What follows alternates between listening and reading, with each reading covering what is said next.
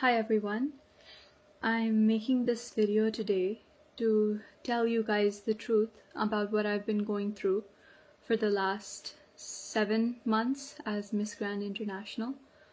I know this is gonna come as a shock to a lot of you, my decision to step down and return my crown and give up my title. But I also know at the same time that a lot of you knew something wasn't right. You could sense, I read all the comments, so I know a lot of you could tell that my reign wasn't going very, very well, and there were issues with the organization on their end, and I just want to be completely transparent for all of you. I want you to know the reasoning behind this. You've supported me so much. Even now, and you deserve to know the truth. And more than that, I'm doing this because there are so many girls all over the world who have the same dream that I did when I entered this competition, and I wanted to win the first crown for India, and I did win the first crown for India. And I want those girls to know the truth about this organization, about the people who have created this system, and I want them to understand what they're signing up for. Because when I started and when I joined and when I won, nobody told me, nobody warned me, and I had to figure it out on my own. And I don't want any other girl to find herself in the same position that I've been in, because these have been the worst few months of my life. I have been at rock bottom. The last time I was truly happy was the night I won. And since then, it's just been going downhill. It's been getting worse and worse. And I've spent the last few months just completely depressed and alone, and I wouldn't wish that on my worst enemy. So I want you to know the truth, and it's taking a lot of courage to, first of all, give up the crown that I worked so hard for, and then also to talk about it so openly. But I don't want anyone else to be in the same position as me. So that's why I'm doing this.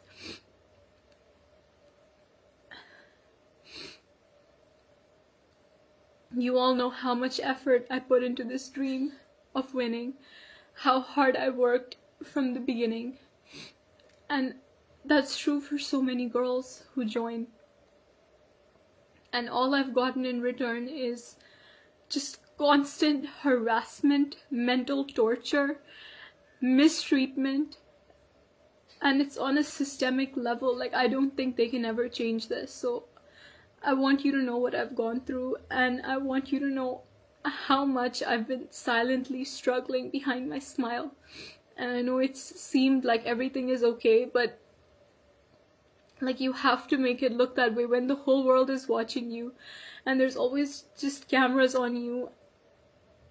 It's like you have to seem like everything is okay, but I want you to know the truth now. And I'm gonna tell you everything in this video. First of all, when I joined the competition, I had absolutely no idea that countries were paying for votes, okay? And then the Miss Grand International organization happily accepts them in the form of votes or in the form of, donations.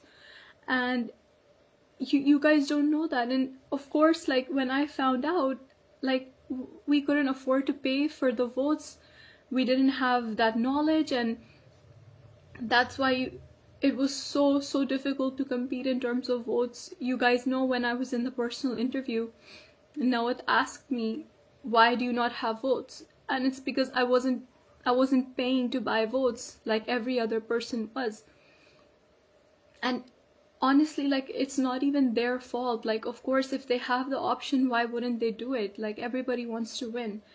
And the countries who've paid huge amounts of money for votes or for donations, like, of course, if their girl doesn't win, they would be upset because they've basically paid for it and they expect something in return. Nothing is promised, but they expect that, yeah, we've paid, we'll get some return on it.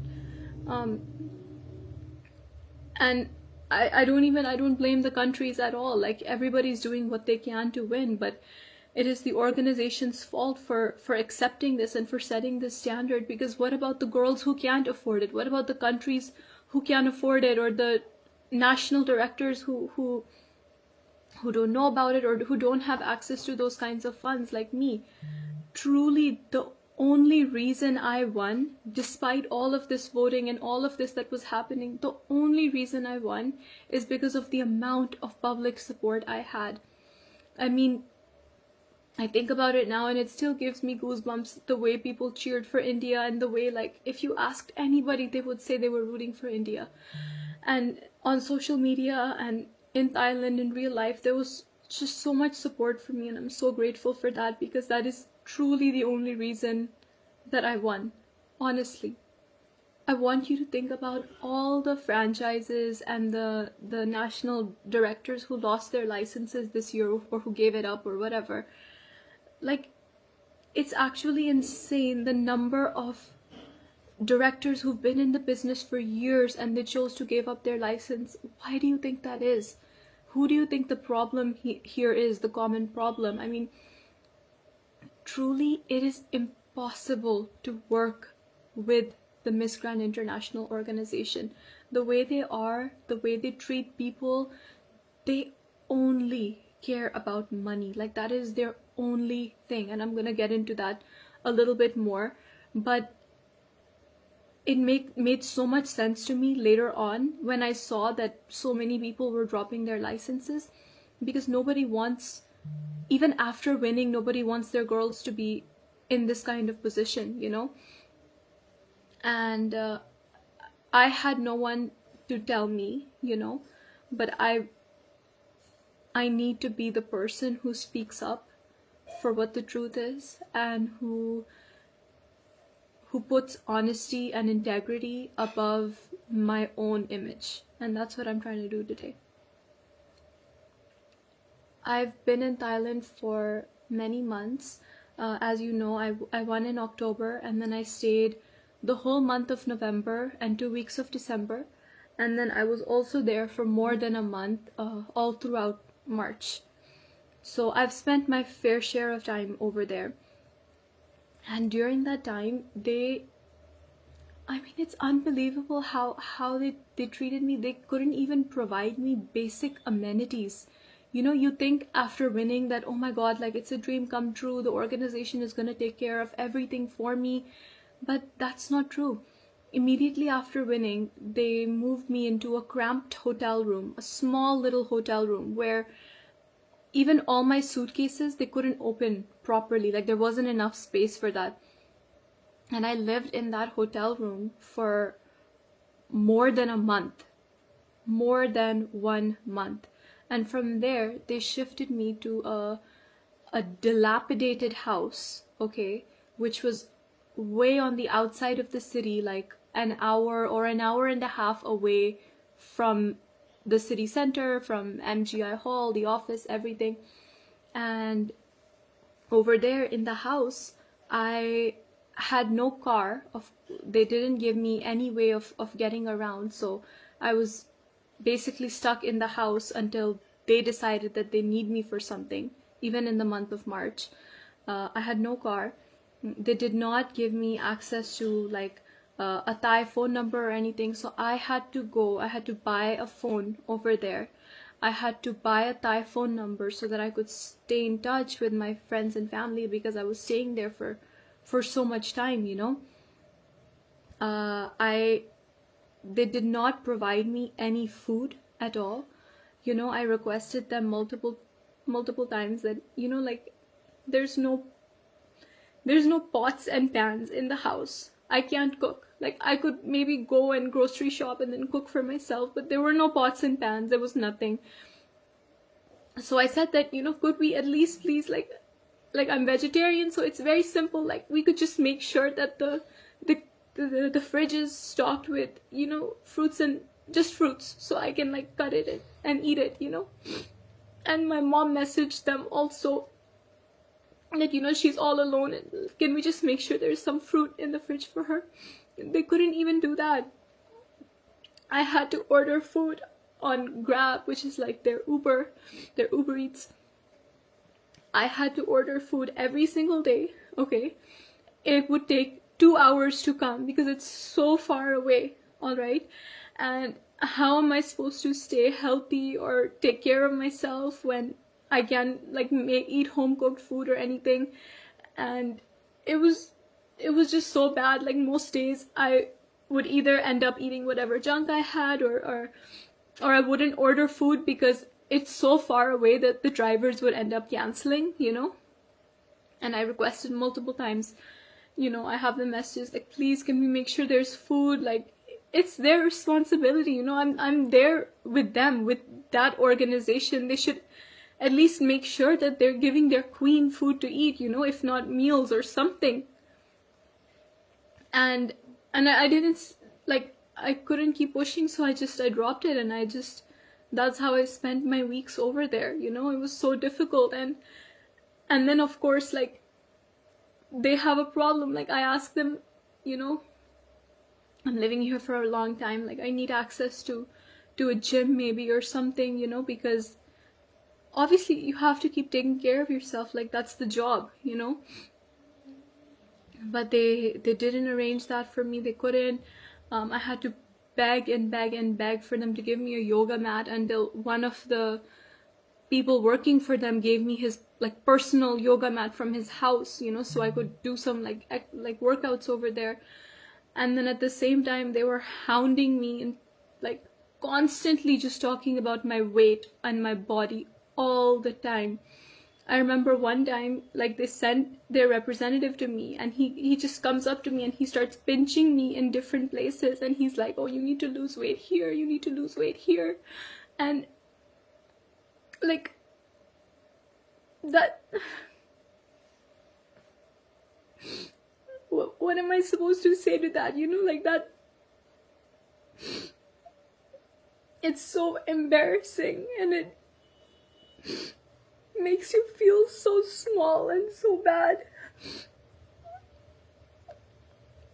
And I understand, like, obviously I have to stay fit for the job, I have to stay in shape, but it's so difficult, like, when you don't have access to anything and you're just locked in a house basically all day long, you know? Like, what are you supposed to do? There were days at a time when nobody would message me from their team. They just kind of left me in that house. They just left me there. There were no events. They called me to Thailand. There were maybe 3 or 4 events. And I was there for a month. So what do you think I did? And like, everybody's asking me, why aren't you posting anything, Rachel? Why are there no updates from you? And I would just say, oh, I'm really bad at it, or I'm sorry, you know. But the truth is, what should I post? What should I post? That I'm sitting here in the house, like, there's nobody to take pictures of me, there's nothing to do, I'm just sitting here, I'm depressed, there's like nothing to do, like, you know, I mean, and nobody knew. And it was just a really, really, really difficult situation. I love Thailand, I love my Thai fans, but being there was so difficult for me. Just going from that environment to, one day they'd say, okay, we're sending the car to pick you up for an event, and then you have to be ready, like, get ready, go on the red carpet, smile, and pretend everything is okay. And I never spoke with the team. I never spoke with Nawat or Teresa. We literally would meet on the red carpet and just smile and pretend like everything is okay, and like we're best friends, and they're Papa Nawat and Mommy Teresa and me, and we're just one happy family, you know. But the truth is, they don't know if I'm frankly alive or dead until we meet on the red carpet and smile for the cameras together. That's all they care about, is getting that picture. And it's just such a false narrative, because you guys are so sweet and you keep saying, oh, you look so happy together, you look so like they're really taking care of you, and like it's just not the truth. And I I I kept pretending like everything is okay, but there's only a certain point I can do that until, I told them that, you know what, I'm here. There's just a few events, like maybe I could go home in the middle or something so that I can, keep taking care of myself and I can come back. But they didn't let me go home. They didn't give me anything to do while I was there. I basically was just like stuck there alone, and I had to take care of myself. And my mom was so worried about me. After I won, those weeks were some of the most depressing and the hardest weeks of my life, because I was working so much and there was just so much toxicity and negativity in that organization. And every day I would just I would get more disillusioned, and it would get harder and harder and harder for me. And my mom, we would speak to each other, and she saw and she noticed that something is not okay with me, just like she knows me really well, so she knew something wasn't okay. And she came there and she stayed with me for a few weeks in November. And I think that really that really saved my life, because it would have been really horrible otherwise.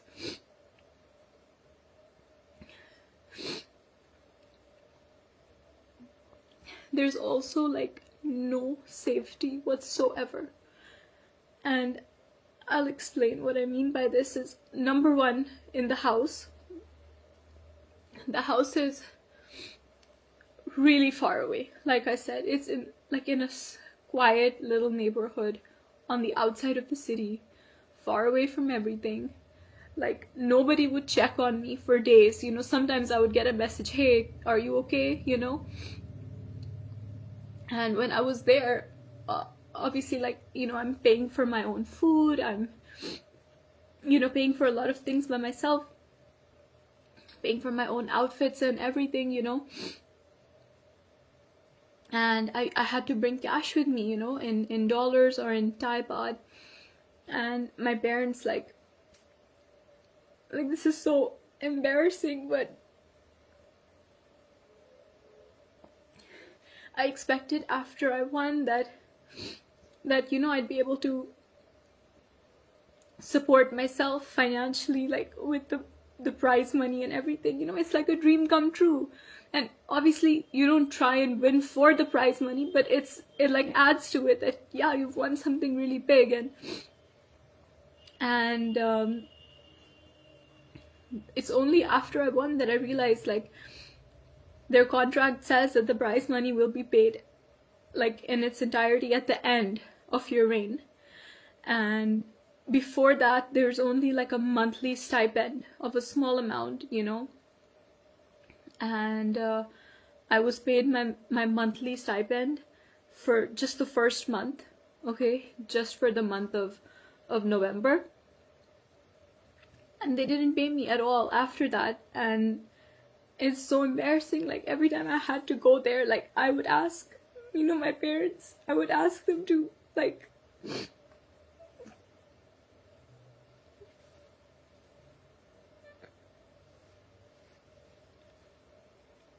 I would ask them to,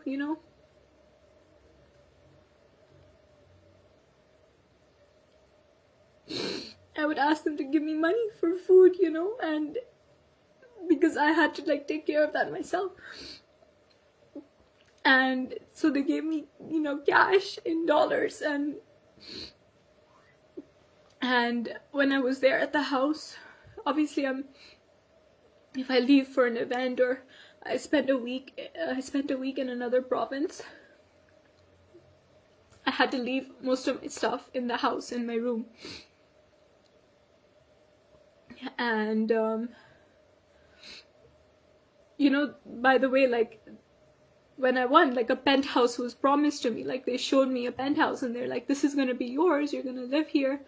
But that wasn't the case. It was either the house or they offered to keep me in the same hotel, but I literally could not live in that small room anymore. It was like too much for me. There wasn't enough space, and it was too much, so I said I would rather like live in the house. And so I used to keep my cash there, like in my suitcase, hidden inside. And literally nobody came to the house. Only a cleaner would come one time in a week, maybe. And I had gone to some other province in Thailand for work. And when I came back, my money, I had around $1,700 with me, you know. And there was $1,000 missing. And it was just like I opened my pouch and my rupees were in there and my dollars, and like I know how I left it, but when I opened it, it was all messy. It was in a different place, and I counted, and instead of $1,700, it was only $700, and so there was 1,000 missing. And I thought like maybe I moved it or something. I checked all my suitcases, I checked everything, and I realized like this wasn't an accident, you know, like somebody took the money, somebody came in the house while I was gone, maybe it wasn't locked, I don't know. And I messaged a representative and I said that, you know, this has happened, and like it's okay, it's not a big deal, but just please look into it if you can, like please let me know if there's a solution. And I didn't hear anything about it. A month later I messaged again. I'm like, hi, is there any update? I was back in India by this time, and he's like, no, we're still investigating. I was like, okay. Another couple days or weeks, and I asked again. I'm like, what's the update, you know? No update on the money. And then eventually he sends me a message which is like, you know, we can't prove that you had the money, so you know there's nothing that we can do. And I spoke to Teresa about it, and I brought up this issue with her, and it's the moment I bring it up with her, like she starts attacking me and blaming me for it. And I understand, okay, it's my fault, like I didn't lock my suitcase, okay, that's my fault.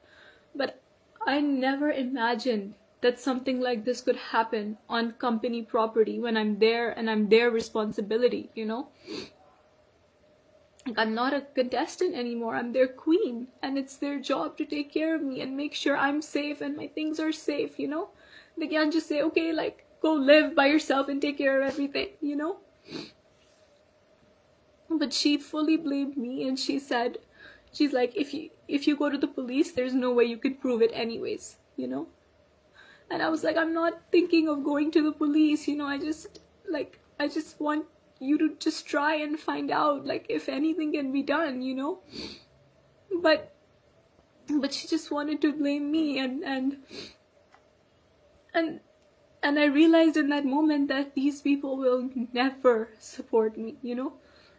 Like, okay, this was just money, and it was just $1,000, which is still a lot, but if it were anything else, they won't support me, you know. And this reminds me also, we were having dinner, Teresa, me, and some other people, okay? And Teresa starts talking about this one queen she had in the past. And this dinner, there's like 3 or 4 other people there, and she starts talking about the queen's personal life, and she's like, yeah, she lied about being sexually harassed. I don't trust her, she's a liar. And I was like, excuse me, but like, how do you know that she lied, you know? And she's like, I know it, she's a liar, she lied, nothing happened. And I was like, don't you think you should believe your queen? Like, if she told you that she was on a work trip with MGI, I don't know the whole story or who the queen was, but apparently she was on a trip to South Sudan with MGI, and she got sexually harassed by the general manager of the hotel. And she told Teresa, and Teresa says, I asked the general manager, he said nothing happened, I just dropped her in her room. And I realized in that moment that poor girl was probably sexually harassed, and she told the only people who she had at that time with her, who was Teresa. And they didn't believe her. Like, okay, first of all, how do you prove that something like that happened? It's very difficult, that's very complicated. But if you tell your organization, like, they need to believe you, you know, like, you call yourself mommy for a reason, you need to at least believe your queen and not shit talk her years later at a table with random people, you know. And I realize I would be the next girl. Like, if anything ever happens to me on one of these trips, God forbid, anything, this money is one example, but anything worse, you know, I cannot rely on them for anything, because frankly, they don't care if I live or die. As long as I'm there to smile at their events, as long as I like keep my body like super skinny the way they like, they don't care if I live or die. They just want me to be there to go on TikTok live and make money for them and show up at their events. That's it. That's all they want from me. And I realized they would never support me, and I was completely on my own. I mean, genuinely, when I say that they only care about money, I mean it. They made us sell, you guys know, they made us sell these cheap, tacky products on TikTok, all right? Like we were sales girls. I mean, you've crowned queens, girls who, like, we have careers in our country, we do things, we're well respected, you know, and they're making us sell cheap products on TikTok because it makes them money. And you can't say no because the boss has asked you to do it. But I used to feel so guilty, you know, like people are spending their hard-earned money to buy these like disgusting cheap products, and like nobody has the power to say no. Like if they say, hey, we need you here for TikTok live, you just show up and you do the TikTok live. That's it, you know. And I felt really, really guilty for misleading the fans, because they'll like, the fans will buy just to support the queen who says buy it, you know. That's what's so special and amazing. But like it baffles me. Like, you have women, you know, like me, for example, a person who's a speaker, who wants to like talk about issues, who wants to create change in the world, who has so many ideas, not just for business but for philanthropic work, and you want her to sell like chili paste and chili sauce and like random things on TikTok? Seriously?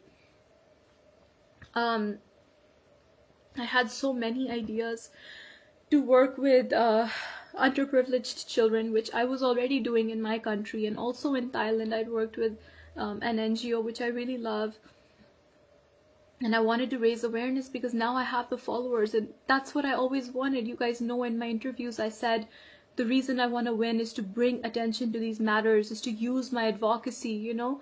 Otherwise, what's the point? Like, I'm not doing this for the money because I never got the money. I'm not doing this for the fame, all right, because you have to be popular before you win MGI in order to win. Like, the only reason I'm doing this is so that I can use my voice in a way that matters, you know? Not selling on TikTok, but actually working with charities. Like, they use this whole stop the war and violence thing, but it's all fake. It's a facade. Where is the stop the war and violence? Like where is the work? Where's the advocacy work for that? Like, I'm here, I'm ready to use my voice, I'm ready to work with an NGO, but they don't want to do that because it doesn't make money for them. And I've heard them say, like, now it literally says that this is useless, people don't care about it, it's not entertaining, and it doesn't make money, so we're not going to do it. Like, I'm sorry, but it's not all about entertainment. Being a queen, that's not what pageantry is about, you know. It's about being a global public figure who uses her voice for good, you know. Not these cheap entertainment tactics. I had plans when I was there. I wanted to go to charities. I wanted to visit a blind orphanage, and also, you know, other like slum areas that I had worked in before, and they didn't let me. And they said that it's because, like, we don't have production team, you know, blah blah blah. They made up reasons. Obviously they didn't want to because it's not paid. And I said, I don't need production team, like, my day is free, I'll just go there and, you know, I'll be able to like bring some attention to the cause. And they said no, Like, you can't. And so I feel really bad when people ask me that, like, why did you stop your advocacy? Because, like, I wasn't allowed to. And what is the point of winning, of having followers, of people listening to you? What's the point of wearing India over here and if you can't actually help in any way, you know? It's completely useless. And I remember after winning, they called us down to the MGI headquarters, okay? And they gave us all our contracts 1 or 2 days after winning, I'm not sure when. And I don't know if I can explain that situation properly, but when they gave the contract, it was like a gun to the head. Okay, it was their pen, their paper, their office, their contract, their rules. And we were expected to just sit down, shut up, and sign it. That's it.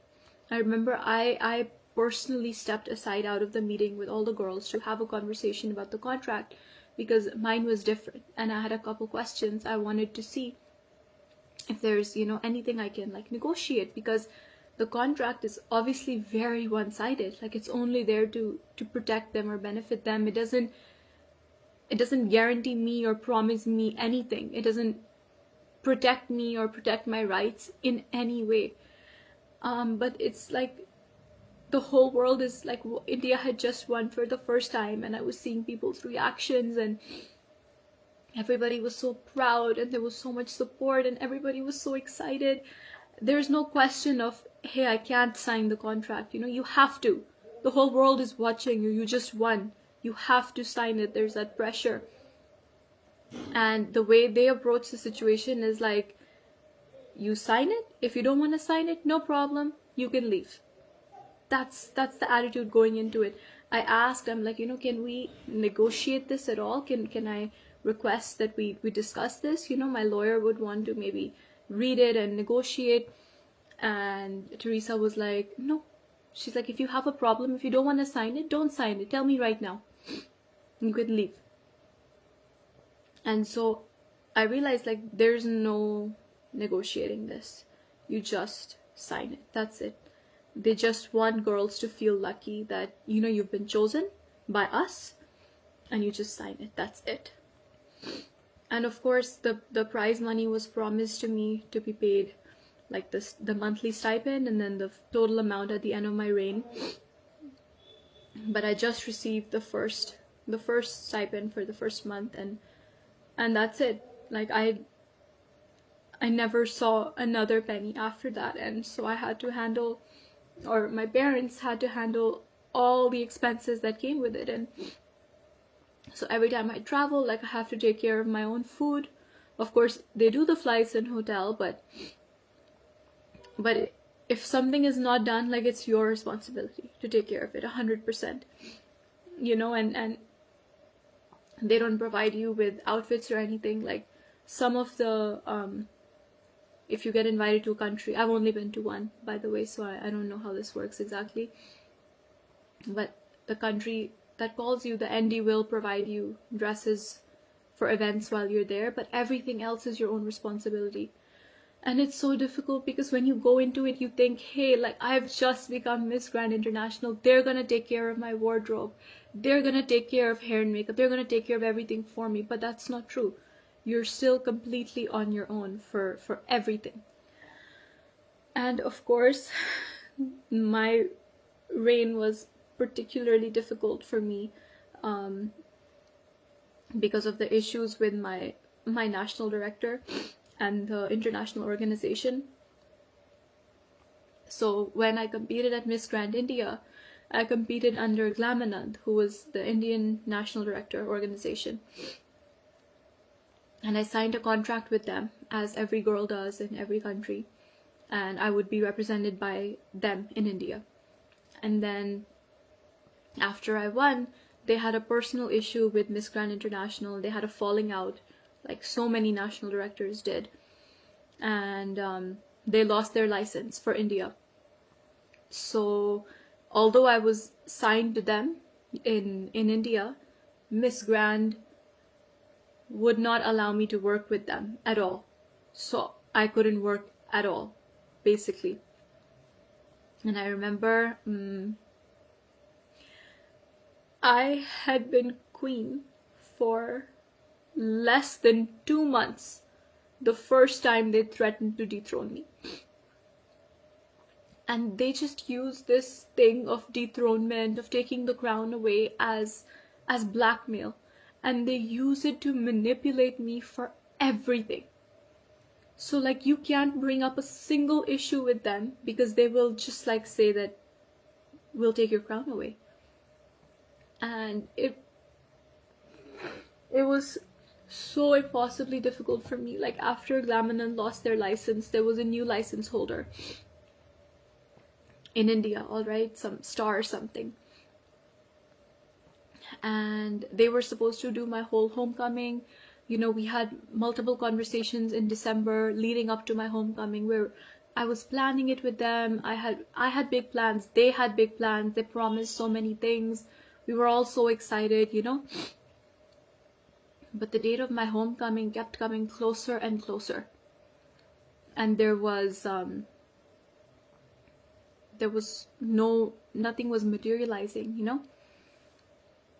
And up until the moment I landed in the airport in Delhi for the homecoming, these people, the new organization, hadn't even taken permission from the airport authorities to host my homecoming there. Like, can you imagine? My plane has landed, I'm coming out, there's no permission.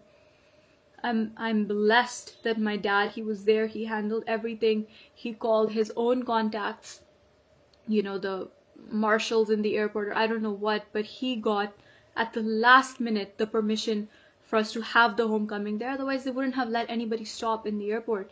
They wouldn't have let the crowds in. They wouldn't have let the band or the, you know, the pundits who were doing the prayer, the roses, the flowers, everything, the red carpet. None of that would have been allowed. And he did it last minute, all on his own, with no support. Same for my Jalandhar homecoming. My dad had planned this amazing, like, a parade with like circus performances and like media, news, everything. Like, he arranged it himself. Neither did Miss Grand International do it, nor did the new national organization do it, you know.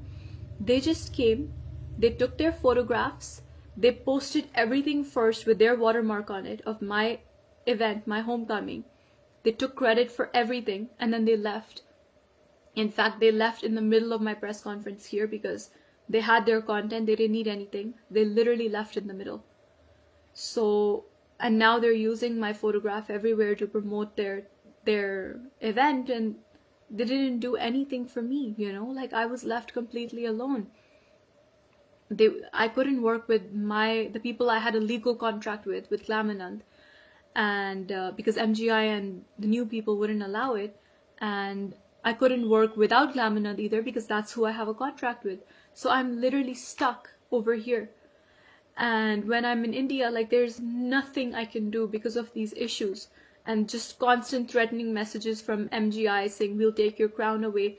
I had to let go of so many opportunities, big interviews by like I don't even know if I can say. I had to let go of a lot of really, really big opportunities simply because I wasn't allowed to take them. I couldn't because I was stuck. And so all the comments that are like calling me jobless and like saying, you know, why is she not doing anything? Why is she not posting? Why is she not updating? Why are there no appearances? Literally because I wasn't allowed to.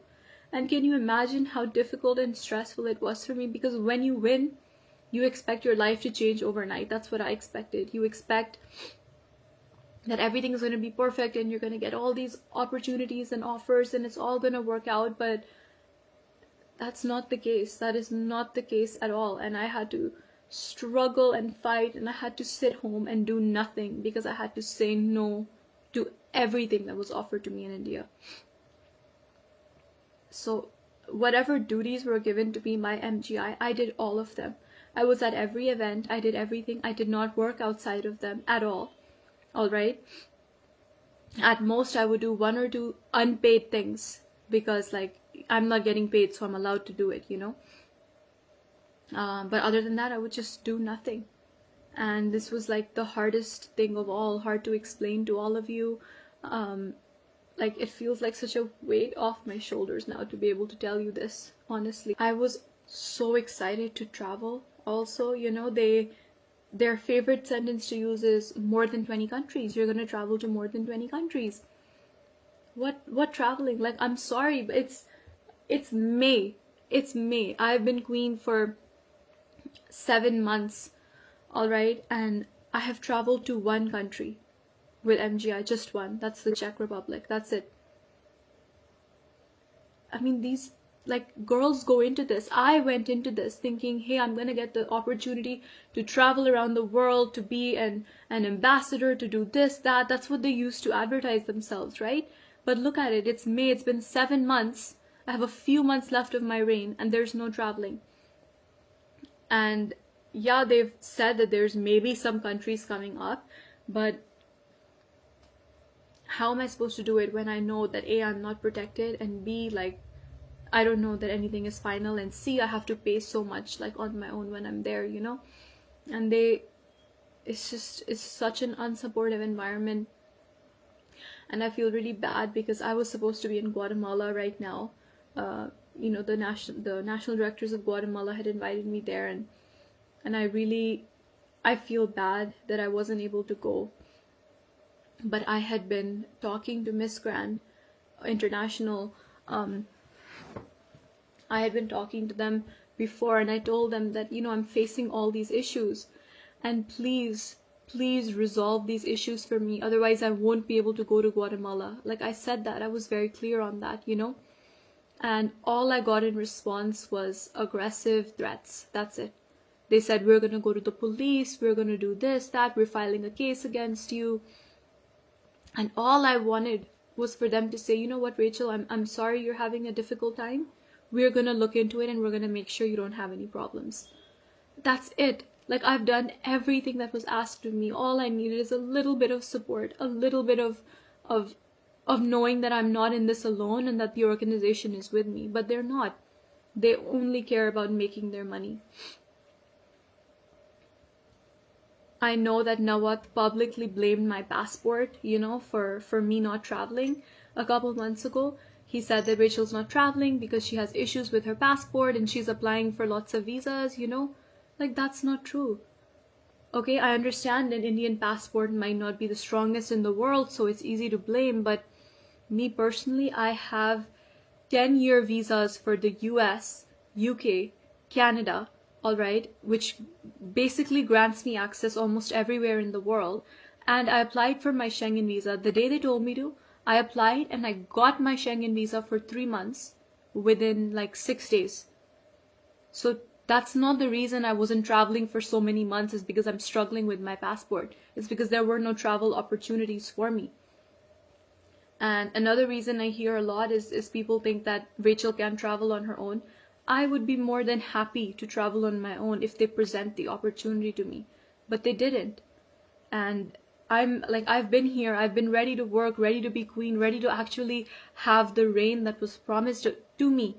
But like, I'm not being offered those opportunities. Like, I've only been to one country. That is so shameful and embarrassing. And even that trip, like, I will never forget my trip to the Czech Republic, because the Czech team is so nice and sweet and amazing, and they put on an incredible event over there. And I remember the day after the event, Teresa, me and the national director, we were together, and she starts yelling at the national director, telling her that she had a bad show and that she picked the wrong winner and just XYZ, like lots of issues. She went on for an hour yelling at this woman who is a grown woman running her company, living her life, doing her best, who got so many sponsors, who did such an amazing job. And she yelled at her until she cried.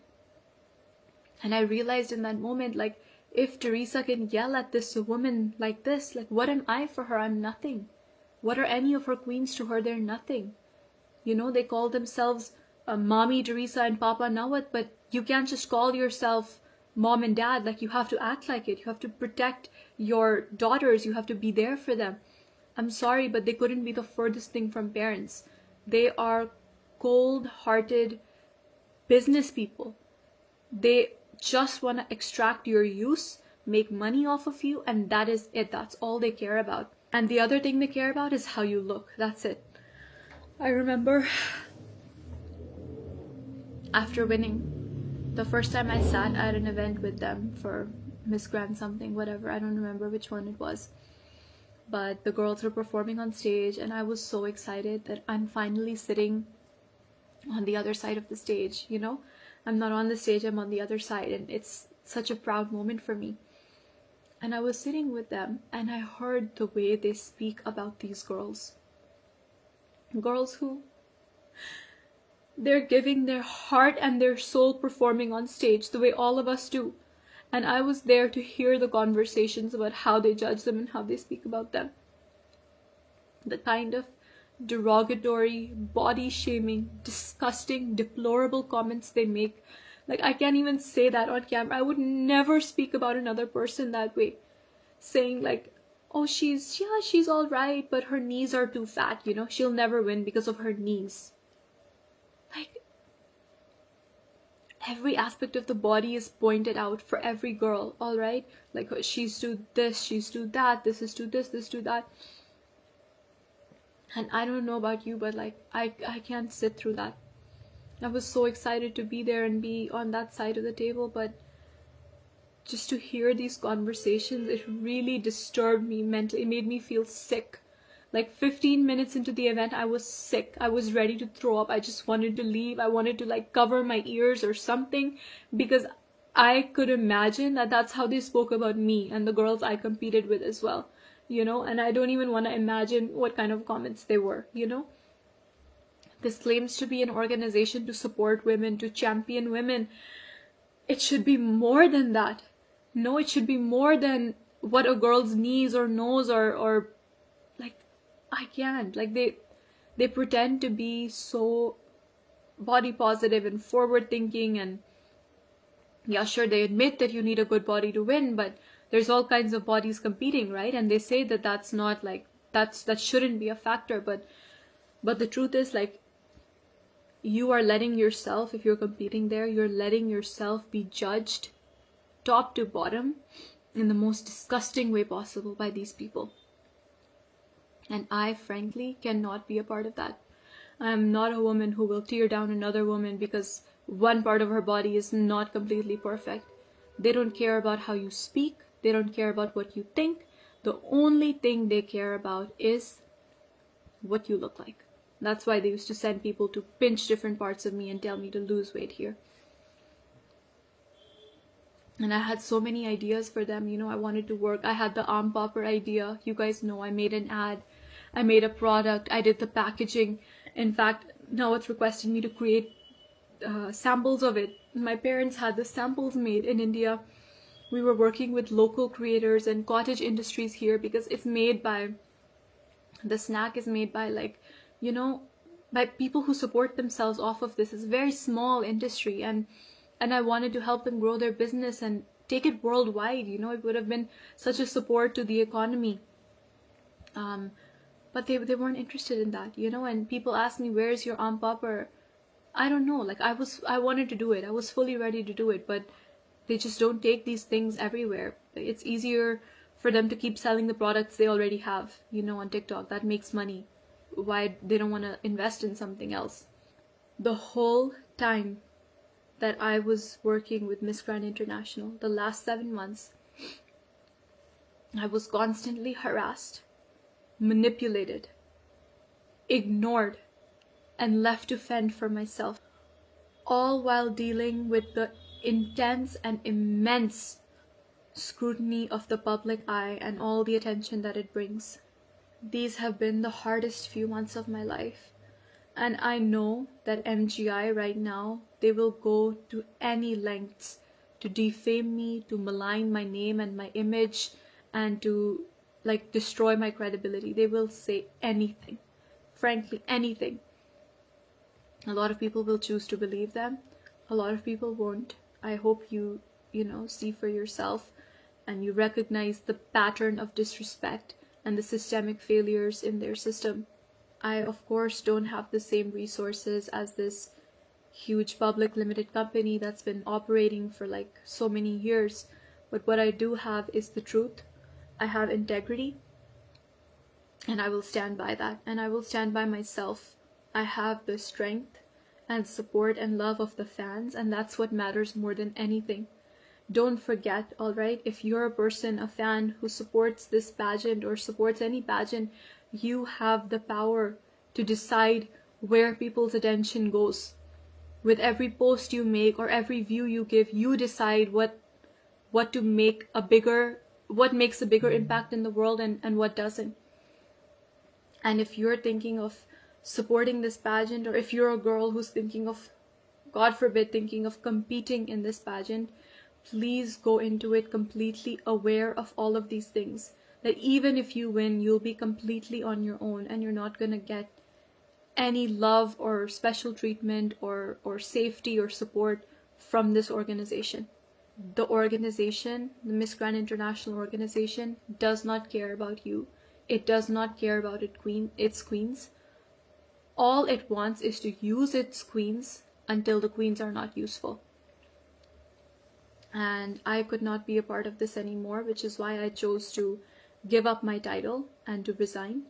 I know there will be a lot of queens after me. There were a lot of queens before me. Queens are gonna come and go. It's not gonna end everything, this video right here, but I hope it at least sheds the light on the truth for some girls and some fans and some people who will think twice before supporting this organization. Every girl I know who I've spoken with who's in contract with MGI wants out of her contract. Every single one. And I'm not going to take names, but that means something when nobody wants to be stuck in their contract with them because they're being used like this. It is completely one-sided, and I know so many girls feel pressure to sign it just the same way I did, okay, because they're there. But I want you to know before going into it that there is another way, there are other options for you, and that you don't need to put yourself through this at all, because it's not going to benefit you. I think the mistake that MGI made is that they didn't realize when they crowned me that they're not just crowning Rachel, they're crowning a daughter of India. They're crowning somebody who will speak for her country and her people fiercely. They're crowning somebody who will be supported and loved by so many people who care about integrity and honesty and who care about humanity.